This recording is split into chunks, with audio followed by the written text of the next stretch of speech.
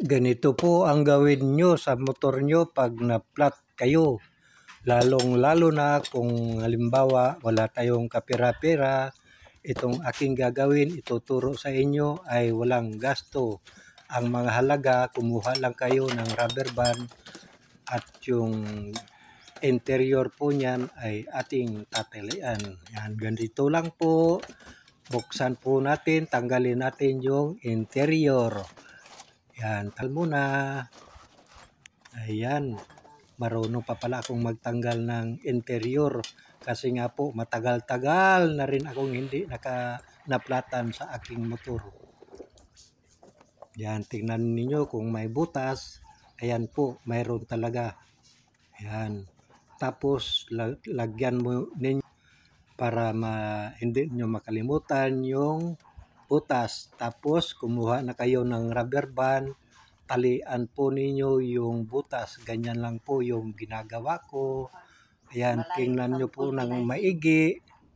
Yan, baka sakali po, pag kayo po ay nasiraan sa daan, tapos kayo po ay walang-wala, ganyan lang po talaga yung ating gagawin.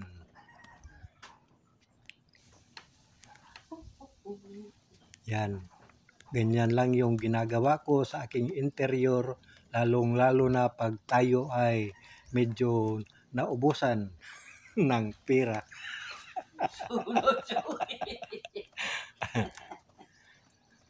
Yan, ganyan lang po, talian lang po ninyo ng maigi. Yan, pagkatapos po ninyong talian, yan, higpitan lang po ninyo yung tali para pag bomban nyo sa hangin, hindi ma-slide yung tinali po ninyo. Yan, pagkatapos po ninyong talian, isauli na natin yung interior. Yan, ganyan lang po. Dahan-dahan lang.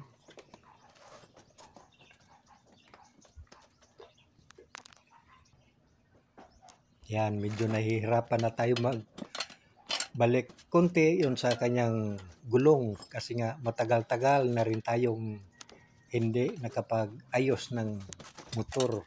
Yan. Kasi po pag may pira tayo, punta na tayo kaagad sa may vulcanizing shop, sila nang bahala doon. Pero hindi natin malaman yung pagkakataon kung minsan tayo po ay walang-wala talaga. Kaya ganyan po ang ating gagawin, lalo na kung tayo ay masiraan sa bundok o kaya sa daan. Yan, ganyan lang po. Yan, pagkatapos po, pwede na natin gamitin ulit yung motor. Yan, kahit ilan pong ikarga nyo dyan, kahit yung mamibigat, yan, magtatagal po yan. Thank you po.